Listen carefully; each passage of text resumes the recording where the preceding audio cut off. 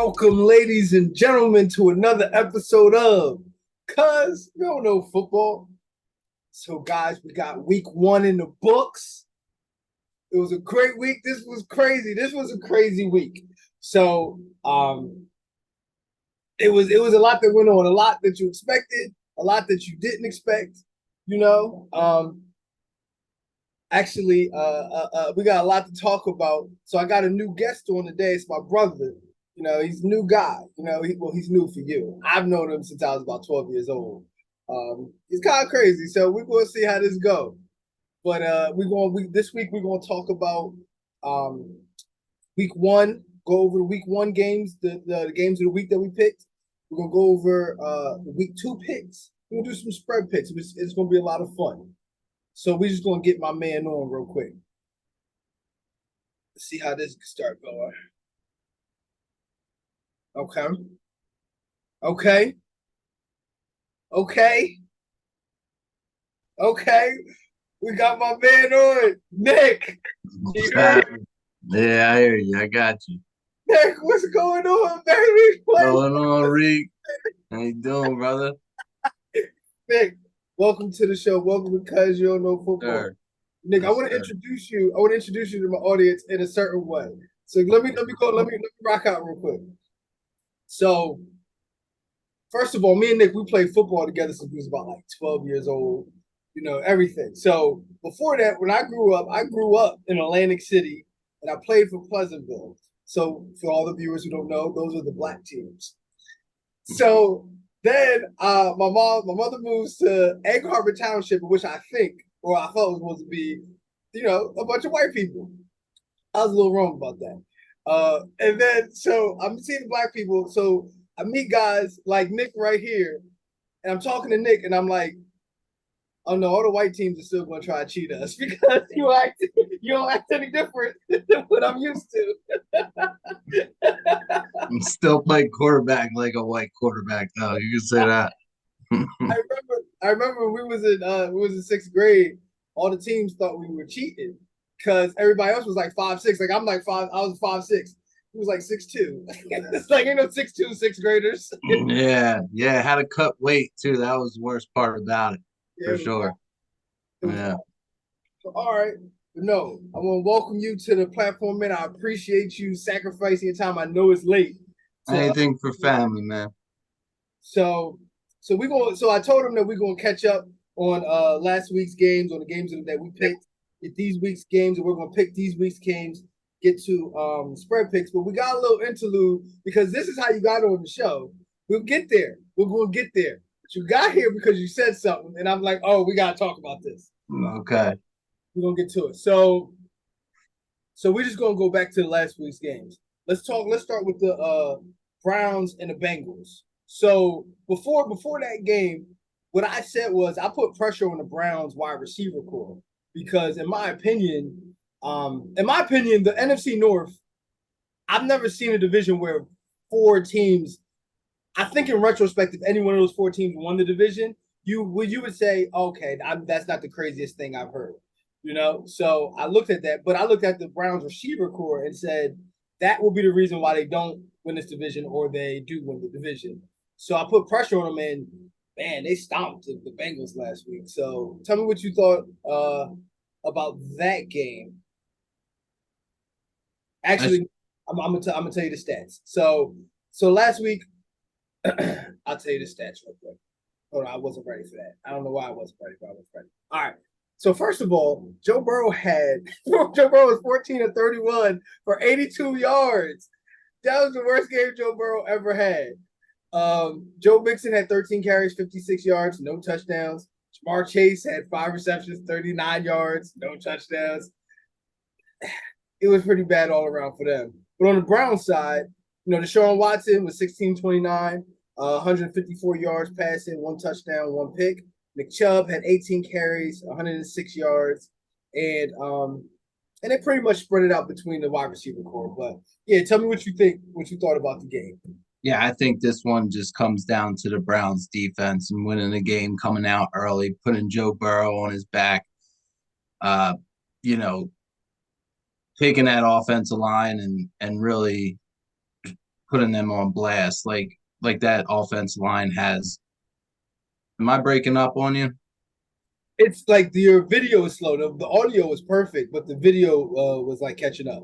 Okay, yeah, and just putting that Bengals offensive line on blast like it is in the beginning of every year. So I'm not worried about the Bengals. I'm sure they'll bounce back. They'll get that offensive line together, but that's what it was for the Browns, and that's what it is in Week 1. The Browns came out strong on defense, and Bengals came out flat with that offensive line. But I'm not worried. Joe Burrow will get them together, and T Higgins with a goose egg, but at least on fantasy purposes. So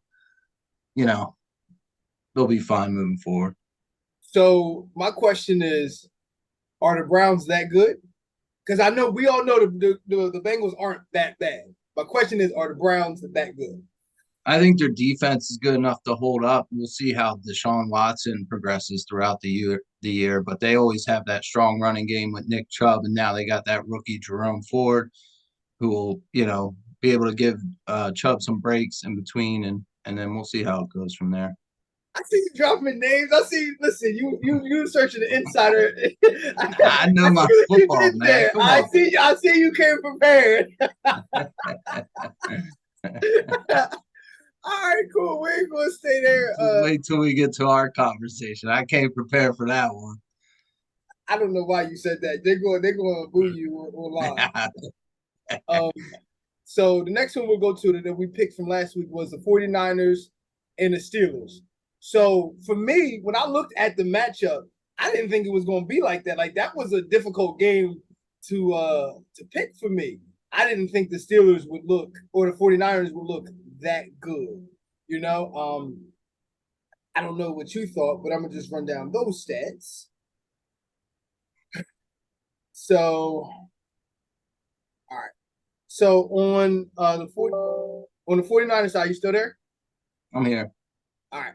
So on the 49ers side, Brock Purdy was 19-29, 220 yards, 2 touchdowns, no picks. Christian McCaffrey, 22 carries, 152 yards, 1 pick. Even Brock Purdy had 3 carries for 20 yards. He's doing a lot right now. Brandon Ayuk had 8 receptions, 129 yards, and 2 touchdowns. He killed it last week. Mm-hmm. Yeah, that was basically that. On the Steelers side, Kenny Pickett was 31-46, 232, 1 touchdown, 2 picks. Najee Harris had 6 carries, 31 yards, not much there. Allen Robinson, I forgot Allen Robinson was on the Steelers. I'm not even gonna lie to you. Me too. He had 5 receptions for 64 yards, and he led that. It really wasn't much there. Like I looked at this game and said the Steelers and the 49ers are like they're shaped pretty similarly. I thought it would really come down to what quarterback was going to be better. I didn't think that they were like it was that much of a gap. And I was clearly wrong about that. But tell me what you think about it. Again, game got out of hand early. You got that Niners defense, strong, possibly the best defense in the league, alongside the Cowboys. And Steelers couldn't bounce back from that. They had no answer. Game got out of hand early. Yeah, so once again, I'm going to ask you the same question that I just asked you about the last game. Are the 49ers that good or are the Steelers that bad? The 49ers are that good. I see the 49ers in the NFC Championship for sure. That's a lot. Like I picked Steelers to be in the playoffs this year. So you're saying against a playoff team, they're 30-7 better. Yeah, well, I don't necessarily believe that the Steelers are a playoff team just yet. I think they'll go as far as their quarterback will go. Interesting. Yeah, they were hype on him in the beginning of the season, but he hasn't proved it yet to me. So just keep in mind when you think about the playoff teams of this year, there's always an average of 6 new teams that did not make the playoffs last year that are going to make it this year. That's on average. Last year was actually 7 from the year before. So, you know what I mean? Just keep that in mind when you think about it. There's always a team that you're going to be like, oh, I didn't think they would make it, or a team that you looked at and said, oh, they're definitely going to make it, and they don't.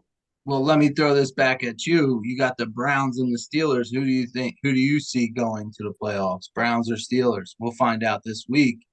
in that matchup game, first matchup of the year between the two. But who do you like? Well, I mean, they play each other twice, so you got to give them the benefit of the doubt. Division games are always tougher. Right. I said I thought the Steelers were going to go. I thought that they had the better defense. I think Myles Garrett, of course, is the best player, but I don't think he's considerably better than T.J. Watt. I think T.J. Watt is definitely like a defensive player of the year candidate. I thought when I look at the Steelers defense, I like okay, they have better defense. Um, once again, I think Nick Chubb is better than Najee Harris, but I don't think that's a crazy amount. But when I look at the Steelers wide receiver core, Steelers are always a team that the wide receiver core, like it's not like these big names, but they always have a very good wide receiver core. They plug and play guys like crazy. So I looked at their team and said they have a better overall team. So Yeah, that's why I went with the agree with Steelers. that. But I mean, in that division, I could be wrong. So for the sake of our conversation, we're gonna talk about the Jets and the Bills first. So talk about the shakeup of the week. Talk about the shakeup. First of all, with 5 minutes left in that game, I was like, okay, Buffalo got this in hand. With 5 minutes left in the game, Aaron Rodgers plays four plays all year. How do you like? Oh my god! Like His highlight of the game was coming everything. out. His highlight of the game was coming out with that American flag, and Highlight of the his dad season. his yes indeed, and his dap up with Sauce Gardner. Listen, now, like they did a stat now. Josh Allen has thrown more receptions to Jets players than Aaron Rodgers did in the whole 2023 season. It's a good That's stat. crazy. So the Jets win a crazy comeback in overtime, 22-16. Um, yeah, once again, Aaron Rodgers tears his Achilles in the first drive. You know, but actually Zach Wilson didn't have a terrible game. It looked like a Zach Wilson game. He was 14-21, 140 yards, one touchdown, one pick. Brees Hall had a great game, 10 carries, 127 yards. Dalvin Cook, 13 carries, 33 yards. Nothing crazy. They spread the ball around, but Garrett Wilson had that one catch. That might be the catch of the year already. In the end zone to tie it up. And on the Buffalo side, Josh Allen had 29. He was 29-41 for 236 yards, one touchdown, three picks. His little brother, I can't think of his first name, Cook, but it is Cook. James Cook, thank you. James Cook, 12 carries, 46 yards. None of them had any touchdowns. Stephon Diggs had 10 receptions for 102 yards and a touchdown. I have so much to say about this game, and I'm trying not to talk about everything about this game. But yeah, tell me what you felt like. So when it was 5 minutes left, Aaron Rodgers ain't been there. They there. Tell me what you thought, and then what happened when the guy was returning the kick. Talk. All right, well let's start here. Let's start with Aaron Rodgers, right? He comes out, he's down within 3-4 plays to start the game. They say it's an ankle injury. You see the replay, you see his no ankle. At first you're thinking maybe an ankle sprain because they're reporting ankle. You see no ankle twist. He goes down, and with the camera angle they show, it's clearly his Achilles. They say when you pop your Achilles, it hurts. Then you're able to kind of get up, and he gets up. But without the Achilles, he's unable to walk, so he sits back down. It shows that it's the Achilles. But as far as the game goes, again, we're talking about week one. These offenses haven't come together. Jets defense compared to the 85 Bears, as the what's the linebacker's name? Mobley or Mosley? I don't think it's Mobley, but maybe that's what Mosley, No, whatever. who did the 85 Bears have? They had Mike Singletary. Who did that? Yeah, the 85 Bears did. Yes. Yeah, Mike Singletary. And Mike Singletary, yes. But a good defense. I don't think they're just there yet with the 85 Bears, but I mean, they you ain't got to showed put up. me in the 85 Bears conversation. No, you ain't got to go there. You know what I'm saying? I mean, I appreciate what you did there, but Right it's a lot for me to handle. Yeah, so good win for the Jets. You know, after that fourth play and Aaron Rodgers goes down, it was for your fans that don't know, I'm a Dolphins fan, so it was beautiful to see the Jets fans' faces and see their hopes and dreams fall to the dirt. But you know, you never like to see that happen to a good player such as Aaron Rodgers. We all want to see him get started. We want to see what he could do with the Jets. Brees Hall, just an absolute monster.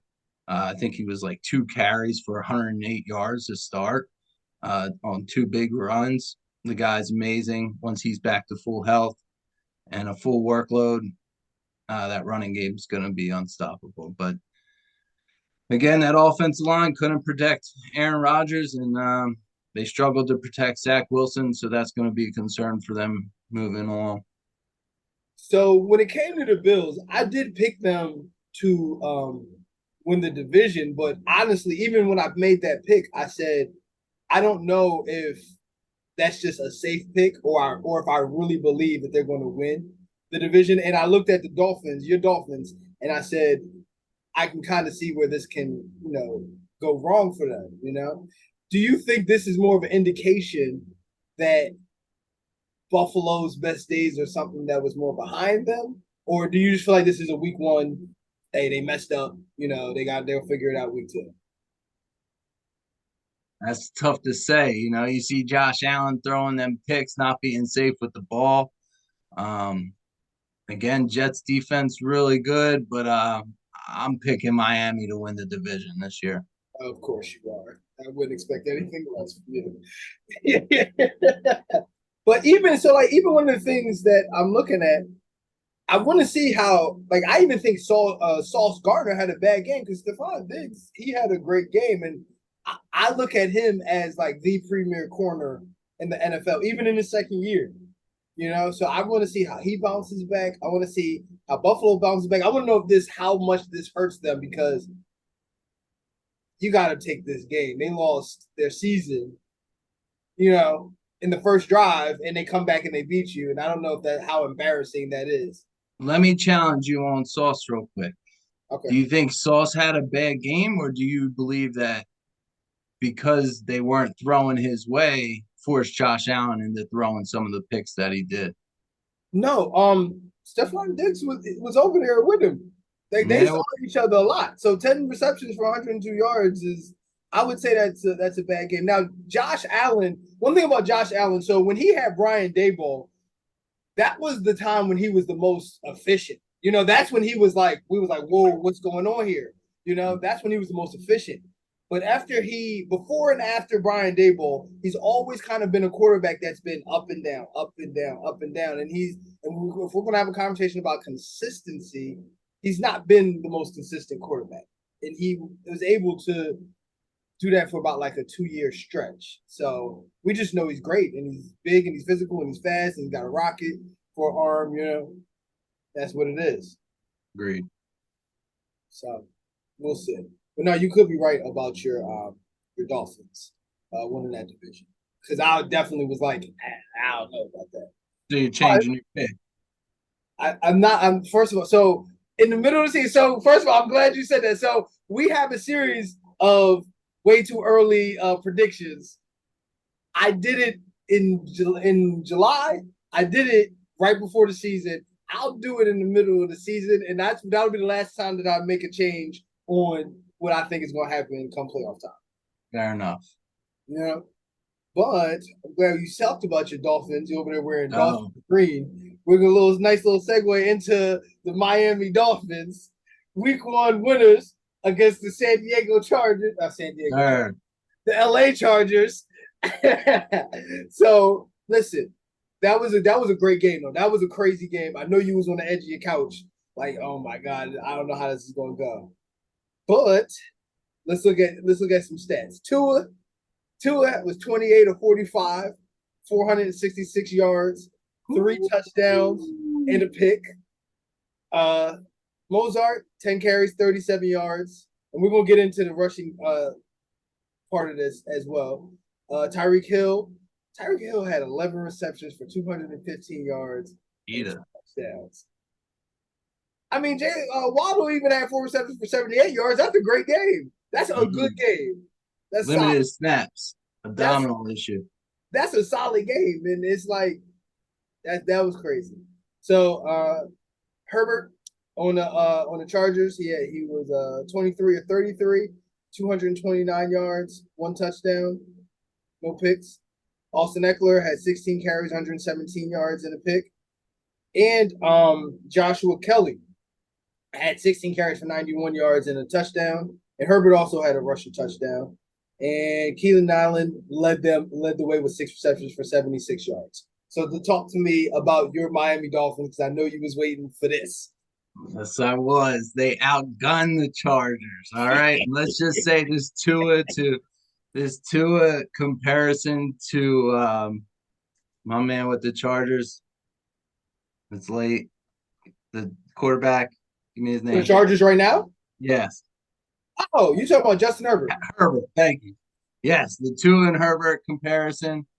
I'm putting Tua Oh, from the ahead. draft. I didn't even think about that. Yes, yes. So Tua's ahead at the moment. I think he stays there. As long as he stays healthy, the Dolphins are in for the win of the division. We're strong. It was a great back and forth game. Got stopped that run, but other than that, you know, high hopes for the season. Cheetah's unstoppable through the middle, over the top. We get the running game. If that can open up a little bit more, we're unstoppable. So as long as that defense comes together a little bit to stop the run, I think we're going to be all right. We got Xavier Howard back there on corner, and we'll have another corner coming back soon with Jalen Ramsey, the end of November, early December, and we're going to be a team to be reckoned with. Absolutely. So the Chargers were a team that they were one of those teams that I took out of the playoffs from that were in the playoffs last year. So I don't think they're going to make the playoffs. I think they have a Super Bowl roster. They just have a culture that I don't think they get credit for. Like the Chargers play down when you need them, when you think that they're good. So that's one point. But the other point is, and we were talking a little bit about this off camera. The one thing that scares me about the Dolphins is you don't have a running game, and everything is downfield. It always looks good, and it's going to look great all year.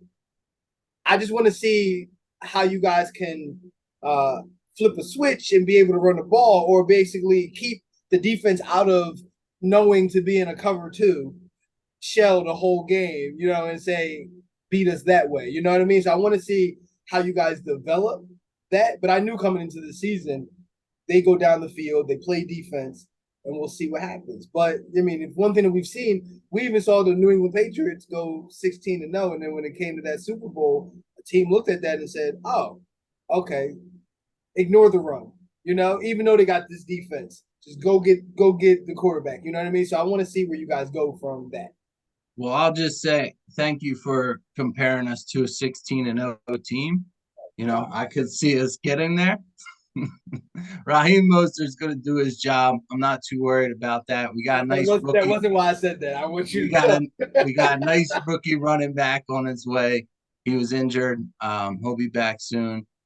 And the deep ball is not a problem for me because, as you know, Tua is the most accurate quarterback in the NFL. And that goes right into what we talked about. What are you talking about, man? Like this is all right. All right, so go ahead and tell the audience why you think Tua is the most accurate quarterback in the NFL. Like why everybody is second. All right, well let's get into not because you're a fan of the Miami Dolphins. What you about to say? Go ahead. Let's get into talking about accuracy. All right, we'll start there. There's no real stat for accuracy. Now there's you could take other stats such as completion percentage, but then you could look at Chad Pennington and all his dump offs, and he could be the most accurate quarterback. So I'm not going with that stat, right? So I'm looking into two different things. I looked it up a little bit earlier. I did some research, right? If I'm a quarterback, let me ask you this, right? If we're quarterbacks, to you, what makes an accurate a ball? Is it the dump off pass or is it the deep ball? What is a more accurate pass to you? Over the middle, dump off, or deep ball? Are you asking me what's the easier pass, or what do you have to What be better at to throw that pass? what takes the most accuracy to throw that ball? Okay, What route? What route? what were the options? Yeah. No, what were the options? The dump off, across the middle, or the deep route. I would probably venture to say the deep route. Okay. Okay, let's talk the deep route then. All right. Here we go. I'm going to persuade you by the end of this. Quarterbacks in camp, they play the trash can game, right? Mhm. Take the trash can, they put it about 40, 50 yards downfield, see who can hit the trash can, see who can make the throw into the trash can. Best subjective way to find out who has the best accuracy as a quarterback, right? You still with me? Still, All right. I'm here with you. All Keep right. your quarterback talk. We know what you did. All right, we know what Okay. you did. Yeah, I'm setting it up. I'm setting it up. All right, here you go. Expected completion percentage plus completion percentage above expectation with a passing score are the metrics. All right. I don't have time to go into all that. Okay. Tua, who's better? Deep ball proficiency, NFL 2022, we're looking at. Right now, we already know for 2023 is the top of the line quarterback. 2022, who's better? I'll give you a hint. There is one player. There was one player. I'm going to guess that the answer to that question is Tua Tagovailoa. No, he's not. He's not. All right. Even though my subjective opinion is Tua is the most accurate quarterback in the league, and I still do believe that there was one quarterback better. Who was that? Yes. Patrick Mahomes. No, not Patrick. Patrick was 6. Give you 2 more. Josh Allen. Josh Allen was number 10. Joe Burrow. Joe Burrow was number 9. Geno Smith. Geno Smith, number 1 with those metrics. Most accurate Geno, boy. on the deep ball. Yep. Okay. So I'll give that to Geno, but I still believe that Tua is most accurate quarterback inside the pocket when the completion is most expected. Okay. So, all right. So I thought of 4 quarterbacks actually. So I do think Tua is top 5 in exactly what you said. So I did a little research too. So I came up with 4 quarterbacks that I'm saying have better accuracy than Tua. And by accuracy, so I think we have to keep in mind that you have to have command of the offense to before that, because you have to know where everybody has to be. So command of the offense has something to do with it, but of course we're talking about after it's out of your hand, can you put it in a certain spot? Right. And we're not talking a beautiful ball, right? We're talking accuracy, putting it right in between the numbers. So the best accuracy is hitting a wide receiver so that he can still get up the field. That is the epitome of accuracy, and how well can you do that? Okay. So not the strongest arm. Yes, I am saying no, strongest arm is not it. Actually, strongest arm is probably the most overrated stat. Now, it comes into play when it's cold and it's windy, of course. Like, I'm a Colts fan. Of course, I can tell you games where Peyton Manning's arm strength was kicking our ass. And I'm like, if he had more arm strength, we'd be doing a little better. You know? Games against New England, for sure. So, yeah, but I'm saying Patrick Mahomes is a more accurate quarterback than Tua Tagovailoa. I'm saying Joe Burrow is a more accurate thrower of the football than Tua Tagovailoa. I'm saying Justin Herbert is a more accurate thrower of the football. And I know this was going to be unfair because he only played 4 plays this year, but Aaron Rodgers is a more accurate thrower of the football than Tua Tagovailoa. Aaron Rodgers he might actually be number 1 all time in that conversation. So that's why I'm saying that. Him or Drew Brees. Him or Drew Brees would probably, or Dan Marino. Dan Marino is definitely in that conversation as well. But yes, so when we talk about Tua and his accuracy, and what it is, you have to keep in mind. So before Tyreek Hill got there, and when Jalen Waddle was a rookie, Was Tua one of the top? We having were we even having a conversation about Tua? Here we go. Here we go. Were we having a conversation about Tua being an elite quarterback or an accurate quarterback or anything like that? And I'm not saying that they made him. What I am saying is when you have weapons who can get open, this is another thing we talked about off camera. When you have a guy that can get open, even if you throw it behind him, as long as you can get it here, he still is more open than on average. It's an easier pass to make. Good point. So Joe Burrow would be the guy with the next best wide receiver core. However, his offensive line is by far the worst of any of these quarterbacks that we're talking about. Okay? Mm-hmm. So for me, honestly, and you're a quarterback and you can say this, tell me if I'm lying. Would you rather have the best 2 wide receivers in the NFL and a shitty O-line, or one of the best O-lines in the NFL and wide receivers that are just average? Well, I know best O-line. Okay, so for me, that's kind of a wash for Joe Burrow because he won a playoff game and he broke a record for the most sacks given to him. The record was 8. He got sacked 9 times in a playoff game and won. Okay, so he doesn't have time for these wide receivers to do these amazing things. He has to already know they are going to be there, hit them on stride, and do that faster than everyone else. Patrick Mahomes last year won the Super Bowl with, in my opinion, the worst wide receiver core ever to win the Super Bowl. Okay? So, and in terms of Justin Herbert, everybody is, once again, the Chargers, like, everybody's either getting hurt or isn't as good as you think. Like Keenan Allen, his best days were done before Justin Herbert got there. He's still good, but he's not what Keenan Allen's name says that he is, you know? And once again, and I said Aaron Rodgers is probably the most accurate of all of them in terms of what we're talking about, like period. So okay, let me rebuttal this, okay? I'll start. So I'm saying Tua has the best weapons that are the fastest, that's the easiest to get open, a good enough offensive line, and he can just throw it. He can just chuck it. And I'm saying he's top 5. Right.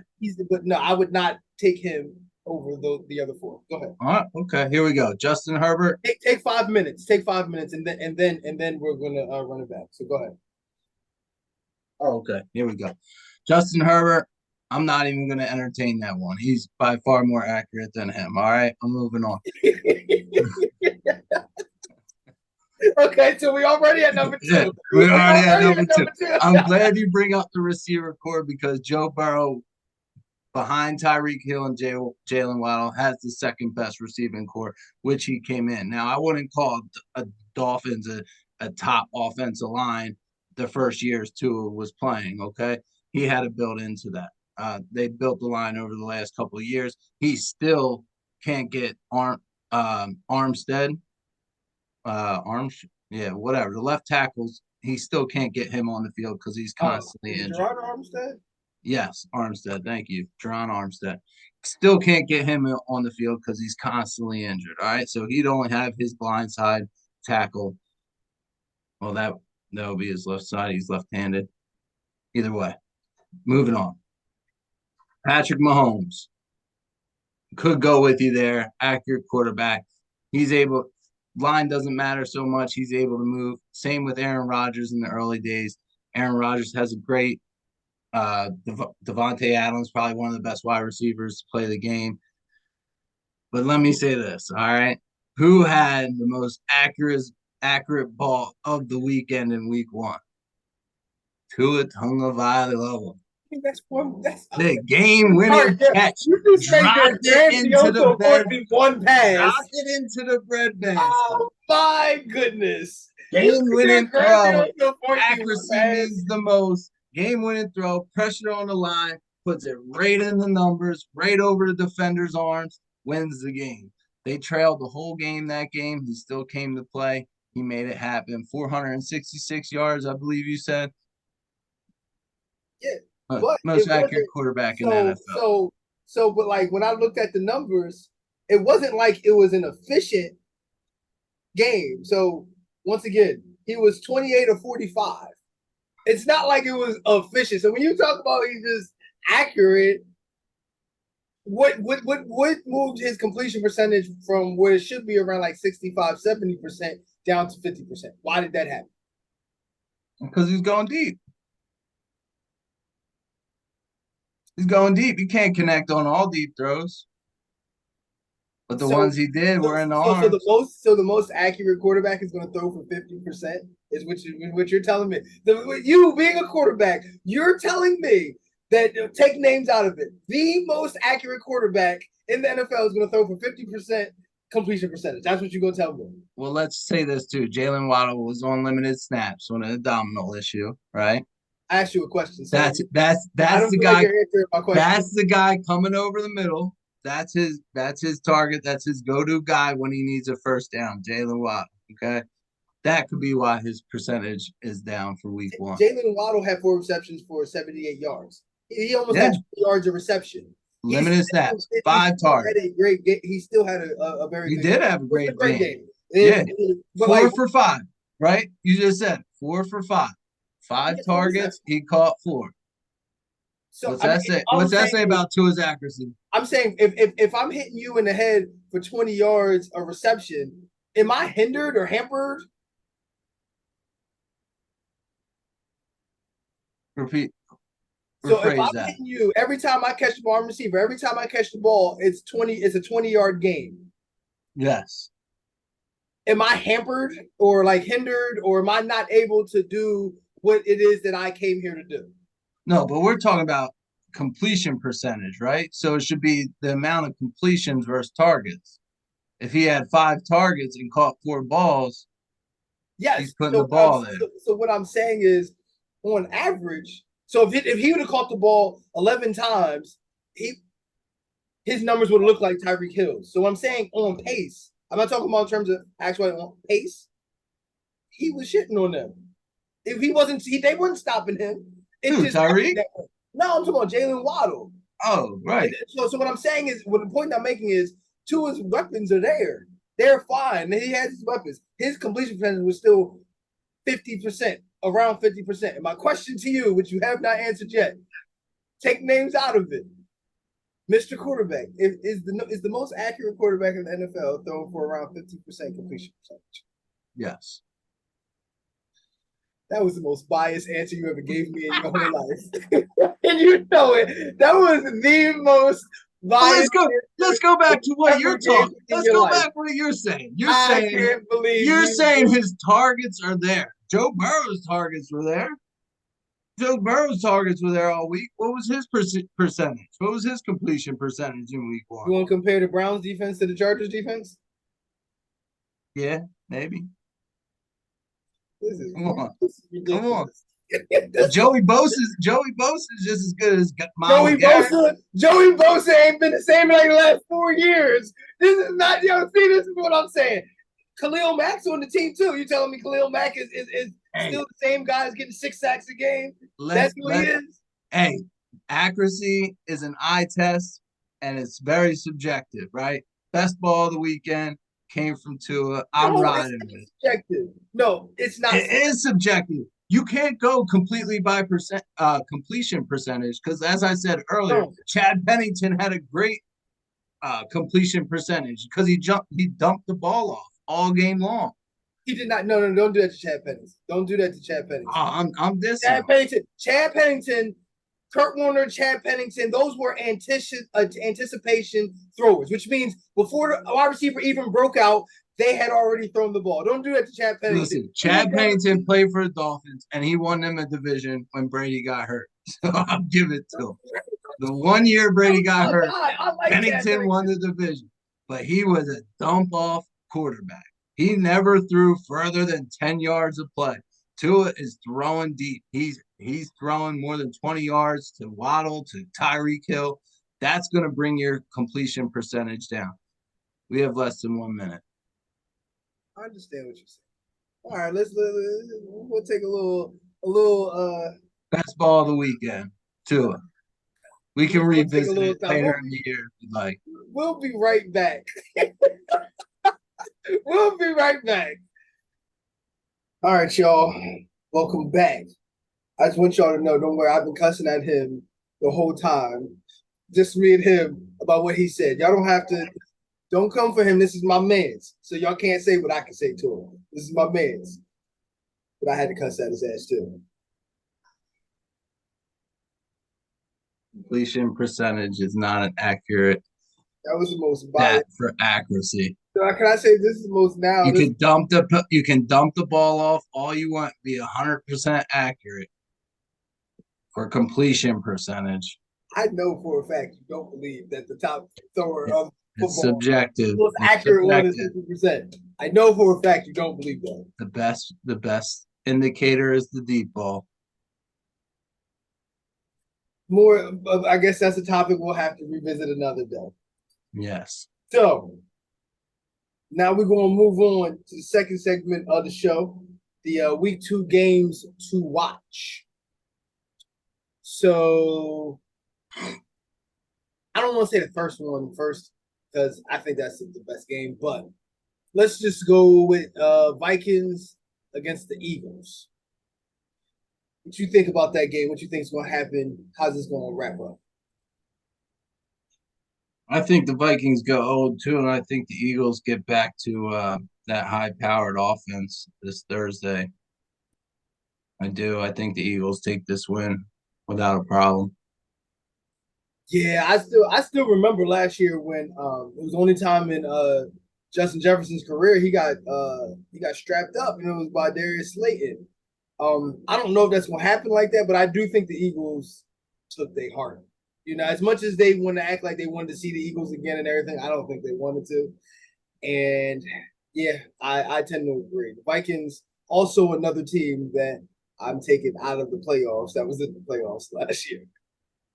Yeah, I would have to agree with you 100% there. And it's finally nice to finally agree on something. But the Eagles for sure have taken the Vikings' heart. I mean, the whole city of Philadelphia took the Vikings' heart of Minnesota back when they played in the playoffs too. I think Minnesota fans are still pretty salty about that playoff win or playoff loss for them, but the Eagles win. So yeah, I think the Eagles have their number. Yeah, I tend to agree. All right. We got we got Ravens versus Bengals. Talk to me. Yeah. Bengals get back. Bengals get back to a high-powered offense against the Ravens. I see this one going over. I don't know what the over/under is, but I think this is going to be a back and forth game. I do think the Bengals bounce back from last week, and hopefully Lamar Jackson, all the hype that came into the season with him, he starts throwing some touchdown passes. I think they're going to lean on him more this game now that J.K. Dobbins is out. I know there's been some talking about Melvin Gordon coming back from the practice squad. We'll see if that happens. But I don't think Justice Hill or Gus Edwards are going to get it done. I just don't. I think they're going to have to lean on Lamar Jackson if they want to win this game. Yeah, so the only reason I'm going to agree is because it's in Cincinnati. But my feeling of this game, honestly, I have more of a feeling that the Bengals are about to go over 2. But I think at home, being embarrassed, when you get embarrassed, you know, you bounce back and you say, okay, in a big way. So I tend to agree. Oh But yeah, I'm not picking a winner in this one. I think it's going to be a back and forth game. Like I said, I think it's going to hit the over, whatever the over is. But I don't no, I don't have a I'm winner for this picking. one. I'm picking the Bengals on this. I'm picking the Bengals on this. Fair enough. I just think when you get embarrassed, if you are who you like, if you talk that shit, right? If you talk that shit, you get embarrassed.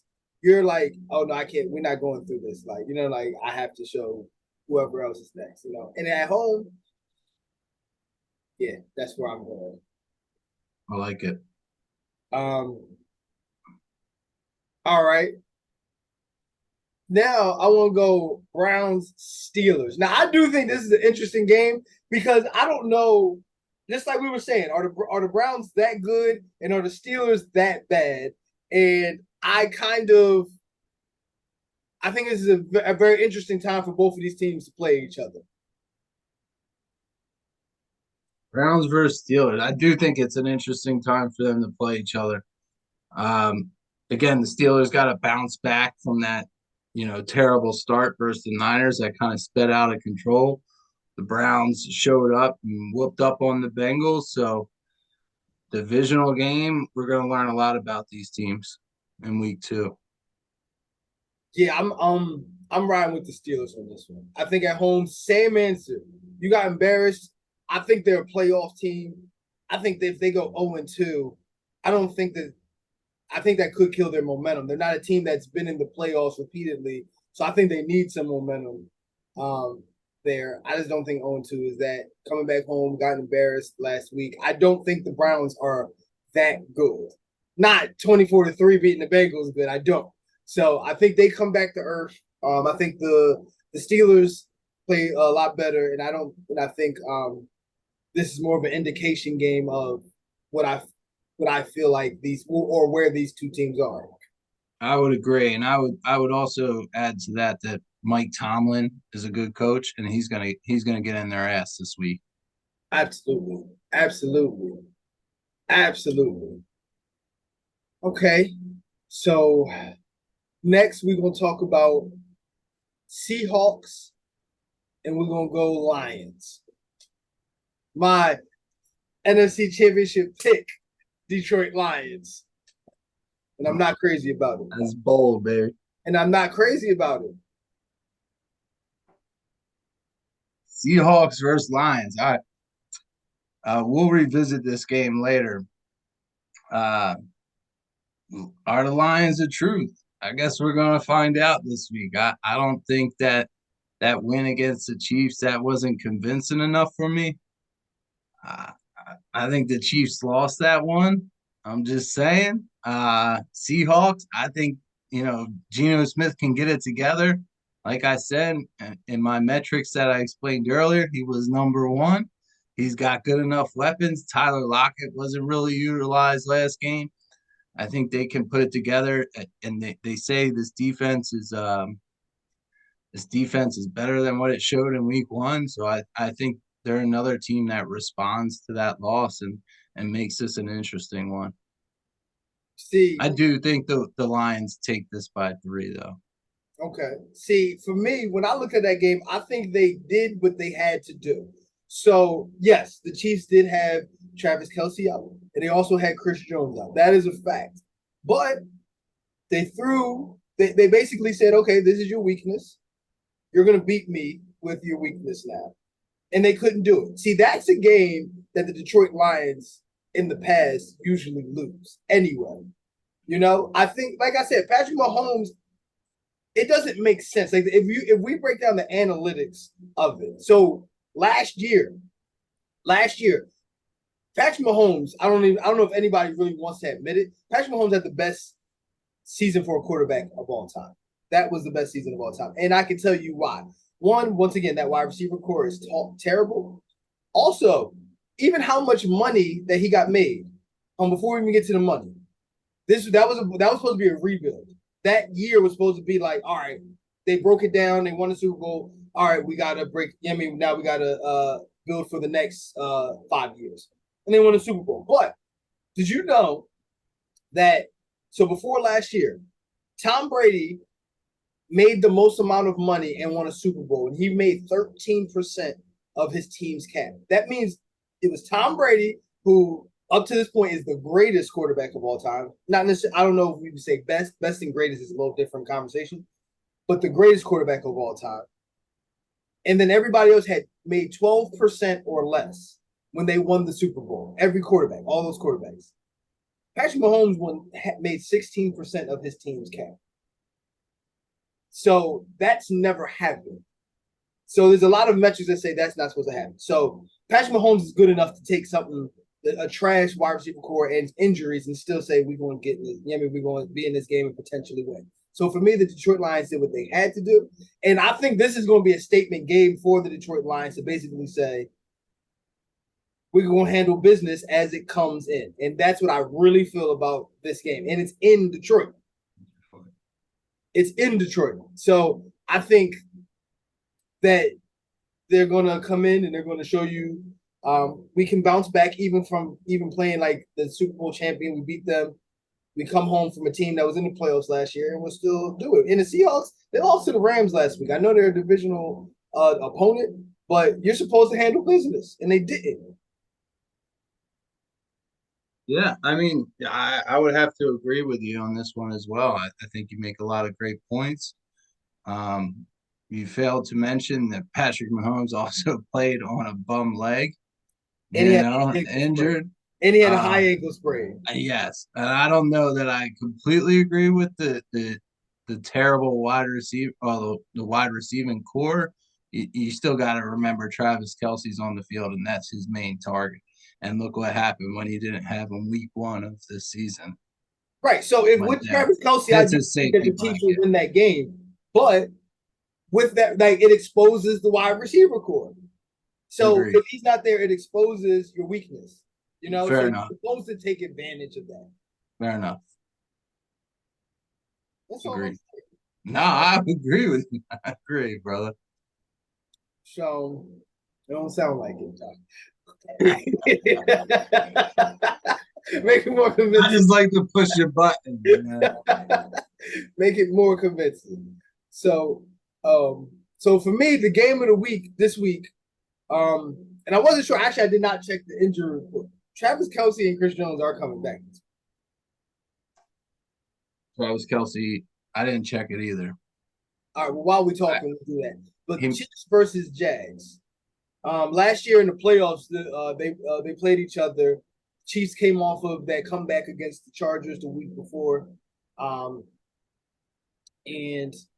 it looked like it was supposed to be interesting game. For a minute, it was. The Chiefs pulled it out. They looked at it as this is the experienced team versus the new upstart team. Well, now this is the rematch of that, and Jags got a little bit more play together. So, what do you think about this one? And I'm gonna look up the injury report while you're talking. Chiefs versus Jags. Let's go into it. The Chiefs. I think like you said, I think of the Chiefs as that New England Patriots team where they're not going to lose back-to-back weeks. You know, they're gonna be able to put it together, and even as good as the Jags looked last week, and the addition of Calvin Ridley, I think the Chiefs take this one as well. Okay, so Travis Kelce and Chris Jones did in fact practice this week. They had limited practice, but they did practice this week. So I think he'll be back. He was a game time decision in week 1. So right. I think we'll be back for week 2. Yeah. So if you practice, I mean, you're playing. You're better than doubtful. I mean, you're something they're going to say questionable, but yeah. So yeah. Yes. So with that said, I do think so. So my Colts played Jacksonville last week, and I'm surprised your Colts aren't on this week 2 games to watch list, man. I think you're throwing some shade at a couple of teams here. And no, I need to know why, because there's 2 1-0 teams that are facing off this week. Some really good teams. I'm excited. I don't care that you're 1-0. I care that you're good. Now I said before the season started, or right when the season was starting, I said, if your team's not good, you probably won't hear much about them going forward. Okay. We can't cover every team. We don't have the time to cover. Fair enough. So unlike you, I'm not going to say some biased nonsense just to fit my favorite team. I'm not even talking about my team. I'm talking. So I'm saying I don't think we're a good football team right now. So okay. I'll give you a quick answer. I don't think we're a good football team right now. I think our defense is good. I don't know if Jonathan Taylor is even going to be there. I think our wide receiver core is okay. I still have to see about them. I think Anthony Richardson was more of a project, and honestly, I thought that he might need to sit, but with a decent enough offensive line, and I don't think that we're going anywhere. Go ahead, get your reps. what can I talk about? What I'm most interested in this game is you're looking at C.J. Stroud versus Anthony Richardson, right? You got two top five quarterbacks picked in last year's draft facing off. The last time that happened, you were looking at Deshaun Watson and Marcus Mariota, Texans versus Terrible list. Titans. Yeah, but that's the last. That's what I'm saying. It's the last time that two top five quarterbacks were facing off at each other. And this game may be terrible too, but that's So, to me that's important. I like to so see. can I tell I can I tell like you to see something that I rookie already quarterbacks said? going at each other. Can I tell you something I already said? Well, the Colts are terrible. So yeah, go ahead. First of all, don't call my Colts terrible. I didn't say we was terrible. Okay, I don't do that to me. Now I'm gonna tell you just like this. I already said it. C.J. Stroud is gonna be a bust. It's a good possibility. And you're gonna agree with it, yo. When he was at Ohio State, there's a chance he threw to 4 Hall of Famers while at Ohio State. Yeah. And also, his offensive line, 9 times out of 10 was better than the defensive line they were going against. And his defensive line, 9 times out of 10 was more dominant than the offensive line they were going against. And his cornerbacks, 9 times out of 10 were better than the wide receivers they were stopping. That's never going to happen in the NFL. And so when we were growing up, the top quarterbacks usually never went to the big schools. My theory was, while, like, for instance, these quarterbacks that went to USC and Ohio State and the U, and places like that in Alabama, they went to these schools and they didn't have to figure out how to grind out a win. They never were put in a situation where, all these everybody is better than my teammates. How do I make this work? Where, like, Eli Manning went to Ole Miss. He was in the SEC, but he was by far had the worst, roster in there. Drew Brees went to Purdue. And Roethlisberger, Miami, Ohio. Not the U, Ohio. Yes. Yeah, Miami, Ohio. Yeah. Rodgers went to Cal. A chance where they can throw the ball. Yeah, so a lot of them. So when you look at these quarterbacks who just had everything, and I'm like, oh yeah, you're about to. This is like, you're not prepared to have everybody being better than you because you're so much better. You're so much. You're used to being better than everybody that you're facing. So yeah, absolutely. I think this is. I mean, he threw to Jackson Smith and Jigba, Garrett Wilson, Chris Olave, and Marvin Harrison Jr. is going to be a top 2 pick next year. That might be 4 Hall of Famers. You're not having that again. Yes. Yeah. So not with Nico Collins. Yeah. So for me, C.J. Stroud is not really interesting. But Anthony Richardson, I think he's a project. And I think he's a project. And my only issue with him is that, honestly, guys like, well, not guys, Patrick Mahomes worked because he was also a project and a guy who went to a spread offense and put up 5,000 yards. And there's been a lot of quarterbacks that did that and they couldn't do shit in the NFL. Yeah, well, he has to learn how to protect himself too. After watching the fact that Patrick Mahomes worked, it made you forget that, like, Jamarcus Russell got drafted, number 2 overall. It made you forget that those kind of projects. It made you forget Ryan Mallett. You know what I mean? Was an NFL, was a first round pick. It made you forget. You know what I mean? Stuff like that. So I just got to see, so that's why I'm not talking about the Colts because I'm not there with them yet. They still my boys. Okay. Fair enough. Boys. Fair enough. We just gotta see what happens. Okay. But in terms of the going back to the Chiefs, yeah, I absolutely think they're gonna win this game. I don't think that I think that the Jaguars are good. I just think they're bad at certain places, and I think they're overrated at certain places. But I think their wide receiver core is great. Like, Calvin Ridley, I think, changed the game for them. I think their quarterback is great. I think their running game is great. I don't know if their pass rush is great. I don't know if their defense is really that great. I don't know if they can stop the run like that. But they might be able to if they put it all together, So I'm going with what I know or what I can rely on more than a speculation. Yes, sir. So okay, cool. So how much sports betting you've been doing this year? Let me tell you, this is my favorite part of the segment, man. This or favorite part of your show. You can bring me on each week just for this part of the show if you'd like. I mean, your fans might even ask me back after these picks. Oh, I'm winning some money. they're going to go take my fans because they're like, oh, Nick knows what he's talking about with the sports bet, man. Get him. They're going to just call Let's this Nick Picks. go. They're going to call it Nick Picks. There you go. Remember me? I just I burned it like down it. for Hey, you. Nick I like Picks. that. I like that. Give me a percentage. Well, I'm gonna tell you my two. So I picked two, and I told you to pick two, Yeah. and we can go from there.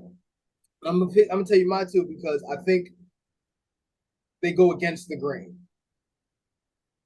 But Okay. I'm thinking. So my first pick is I'm actually picking Las Vegas. I'm picking the Raiders plus 9.5 against Buffalo. Why you like that pick? Um, I think they're division. They're in the same division, so they play each other twice a year. So there's three teams that know Josh Allen the best, and they're in his division, and this is one of those teams. Those games, the scores The always come back down. the Raiders and the Bills are not in the same division. Excuse me. Bills, I'm sorry. I'm sorry. I'm sorry. I all didn't. right. Sorry. I had a little tweak there. So I don't think that the Raiders. No, the Raiders are good where you need them to be good. It's just they have holes. Those holes. Um, I don't know if Buffalo wants to exploit those holes. Like if Buffalo's going to run the ball a lot, sure, I could see that happening. Um, I don't think Buffalo wants to run the ball all that much, and that would be where you beat them. But as a pass rush and corners and stuff like that, the Raiders actually have a pretty good defense there. They have a good wide receiver core. Um, Jimmy Garoppolo looked very good last week, and Josh Jacobs one top five running backs in the NFL. I don't see where Buffalo is 10 points better than. Agree. I don't know if I would take that pick, but I like it. I agree with your statement. That was very politically correct. I try to be sometimes, man. Yeah, I don't know if I would take that, but I see where you went with that. And my next pick, and this one is a little bit more. I got to see it, but this is what I meant when I was thinking division. That's why I ran with that so long. I'm picking the Rams at home +8 against the 49ers. Divisional game. Divisional game. That's what I was thinking about. I don't know why I said that. But yeah, divisional game, they're harder. They know how to play each other. They see each other all the time. I'm not once again, I'm not seeing around a 10 or more than a touchdown win. I do think the Raiders, I keep saying the wrong thing. The Rams are better than we think they are. They're just not that still not that good. And playing a team that they know how to play, I expect them to. Do you think the Rams have enough weapons I don't think they're going to win. keep it close? I'm saying they're going to win by like a touchdown or less. I mean, Yeah, they're going to lose by a touchdown or less. I understand what you're saying, but they're going to have to score some touchdowns because their defense isn't strong enough for the Rams. Yeah, so for any other, like outside of the division, I agree. But those points, listen, the 49ers are going to play the Cardinals. And I'm telling you, one of those games are going to be like a touchdown or less. And both of them are going to be like 13-point spreads. Because look at the Cardinals. It just happens when you're in your division. You should know better than anybody. Oh, I do. Y'all used to be New England. They would win the Super Bowl, and y'all would win 4 games, and one of those four was the New England, the Super Bowl winning New England Patriots. I'm just testing. Yeah, this is true. This is true. It was like the one win that the Dolphins could get. 2 wins all year. One of them Super Bowl winner, and I got to hear your mouth all year. Because hey, you gotta celebrate something back then, you know. But now you got a lot more to celebrate. So talk to me about your spread picks. Okay, I got spread picks and survivor picks for you because I enjoyed dipping into the world of survivor pools. So my first pick I got is the Seahawks +5.5. Um, I just think they're a better team than what they showed last week. I know you got these Lions, but I think the Seahawks bounce back and keep it close. I told you we would revisit this game. I do think the Lions win, but I think it's close. I think it's a 3-point game. I think that spread's a little too high. So I'm taking the Seahawks plus 5.5. My Okay. next pick is the Jets, 9.5. And the one thing I can Okay, agree I with agree with you on this, and I thought about that. I agree. this Go ahead. Go this ahead. is this is I'm the gonna let you this work on this one. yes, this is my lock of the week. Not Jets 9.5. For one, you're looking at that 9.5 spread. It's the NFL. Teams are close. For two, the Jets are going to keep the ball out of Wilson's hands. They're going to put it into the hands of Dalvin Cook. They're going to put it into the hands of Breece Hall. They're going to run the ball. They're going to keep the Cowboys off the field. When the Cowboys do get on the field, we're looking at Dak Prescott against this Jets defense. I think the Jets defense is good enough to keep this within 9.5. That's my prediction. That's my lock of the week. I'm gonna even one up that. So you got to remember, last year the Jets were one game outside of making the playoffs. Last year, they were right there. So you're talking about a fringe playoff roster with additions that a defense is better. Now their defense is better. The weapons are no longer rookies. This is a better roster that Zach Wilson was the quarterback for, and they were one game out of the playoffs last year. I definitely feel as though people look at this game and say, "Oh, there's going to blow out because Aaron Rodgers isn't there," and I'm like, Yes. I really thought about that too. Yeah. I think the Cowboys win this game, but not by 9.5 points. And again, they're keeping the ball out of Wilson's hands. They're going to run the ball, probably get stuffed, but again, I believe the Jets keep this close and they keep it within 9.5. I agree. I agree. All right, we'll take that bet. Put your house on. Can I give you my two survivor picks? Okay. All right, here, number one is the Giants hammer the Arizona Cardinals. Whenever you're playing the Arizona Cardinals and you're not within division, as we just spoke about, take that team. Especially if you have a buyback, most survivor pools have a buyback to make the pot get a little bit more richer before like week 6, weeks 8, 6 through 8. Take the Giants. My other pick would be the Cowboys if you're looking for a more safer play. I guess you just won up in our betting game. You I just love betting, baby. you won up it. No, I think those are good picks. I do. I do actually. So we got a couple minutes here. So Actually, you sound surprised. yeah, because I know you. So that's why I No, no, subscribe. no homer picks when it comes to gambling. It's all about money, my friend. So would you bet that Tua Tagovailoa is the most accurate quarterback in the NFL? I would. You bet your house on that. Well, what's the odds? It's all about the odds, my friend. Matter. It doesn't matter the odds. It's not going to happen. It's not Put true. money on it. I'll put money on it. It's a good Right. future bet. Maybe we can make a side bet, me and you. I But we'll just, have to I we'll just have to come up with listen, some metrics. listen. I just want you to admit that he has the best opportunity to be accurate out of all of the rest of those quarterbacks, based off of what the other quarterbacks don't have. I don't know. There's too much talent in the NFL. I mean, you could say the same thing about Burrow. He's got too much talent around him. He could be the most accurate quarterback He in the has no NFL. offensive line, but he has no offensive line. That That's what offensive line gelled at the end of last year. He's also got a better running game. He's also got a better running my game. Joe God. Mixon is 10 times better than the Dolphins' running game. Said Joe Mixon. 5 times better than the Joe Mixon Dolphins. isn't that good, man. Come on, you know Joe Mixon isn't that good. Like He's better than Raheem Mostert. he'll get less. Raheem, all right.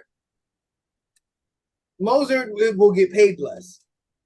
So for me, if I was building a team, I would rather the running back that I'm gonna pay less than the one that's going to demand more money. So for a Super Bowl winner, Mostert probably is a better bet. That's Okay. why we pay Jonathan Taylor now.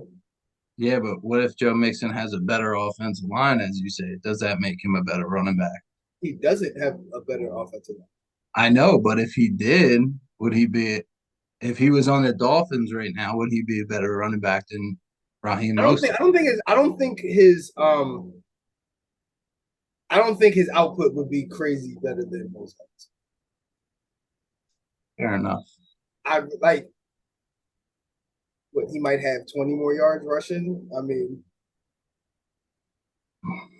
but like I really do not. I'm being serious. I really don't think that his output would be crazy. You know. Okay. We can revisit it. Like I said, let's just bring up some metrics. We'll figure this out. Side bet. I want you to know I Put have far 50. too much respect for you. Put a 50 on it. Didn't allow you to just be this biased about your team. Listen, if there was one person that hated Tua getting drafted by the Dolphins, it was me. I thought he was a liability. I thought he was soft. I thought he didn't have the arm strength. But over the last One couple of more hit, years, and listen, he got one more big hit, and that's it for him. So let me tell you, the concussions, the hip. he got one Oh, more. That's it for him. I mean, on the off season, he went to what is it, judo classes, whatever it was, to learn how to fall. The guy, but the guy's a competitor, man. He's improved. If you He's kick first, then as you fall, you it's won't fall amazing. on your neck. It's amazing. I mean, but he's improved each year. So I think He has it improved just every year. He has improved yes. every year. And the arm strength isn't always there. I mean, I get it. You know, catching up to Tyreek Hill, only Patrick Mahomes, maybe the strongest arm in the league, with Josh Allen could reach Tyreek Hill at all those times, but he's putting it on the money, man. Well, if you're right about what you said, and y'all win the division, I think then the fact that you don't have to go to Buffalo, I think all the rest of the stadiums, I don't think that that's going to be a big problem. I'm not worried about Buffalo. We No, no, almost no. we I'm not almost talking about beat the team. Buffalo with a No, third string quarterback. I'm not talking about the team. I'm talking about the climate. I'm talking about the Climb. temperature. I'm Yeah. talking about the wind. That's what I'm talking about. Well, hopefully Jonathan Taylor will be a Dolphin in a couple As long weeks. as you give us a first round pick, you can have. You gonna have to give up a first round pick. Give you Jeff Wilson Jr. Yeah, we need a pick. Matter of fact, And a couple picks. We'll give it. y'all gonna have a late pick. So we I need think there was a some. pick and a guy. I think there was some rumors about a second round pick in Jeff Wilson Jr. Guy that might not play for you. That I think that sounds fair. No, actually, but you know who I did see? A first round I pick did see for a Jalen running back. Waddle, though. I did see Jalen Waddle for Out of your mind. Taylor, for Jonathan Taylor. Out of your mind. Yo, you can have we'll take Out that. of your mind. I bet you Jonathan, why would you give up Jalen Waddle when Jonathan Taylor doesn't even want to be in Indianapolis? Why not wait the rest of the year out? because you need a Super Bowl now, and he's a guy you can give the But ball. if you lose Jalen Waddle, you're losing a weapon. But you gain in a game Nope. changer. You're losing a weapon, but you're gaining a game changer. Raheem Mostert can get it done in that situation. That's the second biased answer that you gave. He can't get it done. You know he can't get it done. That's why you With Tyreek spread in the field, he can get it done for what they need for him to do. All right, we can and the rookie running back they're promising. We can do a spread bet right now. I'm going to say under 3 games this year where Raheem Mostert gets 20 carries in the game. Under. Oh yeah, I would agree with that. If he ain't going to get the opportunity, then this is then it don't even make sense. I could also put a side bet in with you that Jonathan Taylor, you're not getting a first round pick. Unless it's maybe from Baltimore because they seem sort of desperate right now. That's interesting. No, man, just give us Jalen Waddle. You can keep your first round pick. Just give us Jalen Waddle. Not worth it. Rather Rather wait the year out and get them in free agency. Then we good money. You feel me? We'll pay that money. You feel me though? What? You give us Jalen Waddle. You can keep. Then you get. No way, dude. You're out of your mind. You're out of your mind. We're acting like we're the GMs here. But like, yo, so They're not Nick, getting Jalen Waddle. Nick, man, I'm glad you got to get on, man. This has been Yeah, thanks for having me, man. It was fun. I'm glad we got to definitely have you back. And I meant what I said, man. When I came from Pleasantville, all the white teams would cheat. Like we already knew the white teams were going to cheat. Then I met you, and I said, the white team's going to cheat us, man. I can see this coming. The white team's going to cheat us. Well, we've been family, man, ever since 12 years old. Always. Ever since, man. Ever since. So you FaceTime, I show up, man. I appreciate that. You did the first time after you thought I butt dialed. I butt dialed him. I said, you butt dial. You pick up his phone. And after I cursed you out in Atlantic City, right? Without knowing it was you. No, come on this show right now. And I'm going to show my mother that you say, Miss Pam, I'm sorry. I didn't know. I didn't know. It's just how people drive in Atlantic City sometimes. You gotta let them know. So, guys, once again, please check us out. Check us out on Spotify, on YouTube. It is on Facebook, Instagram, TikTok.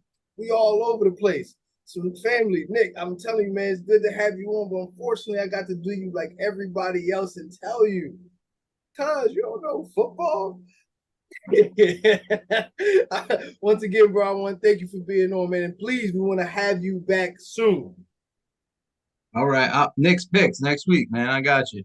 Like, once we go 2-0, they're gonna want me back. Listen, they're gonna want me back.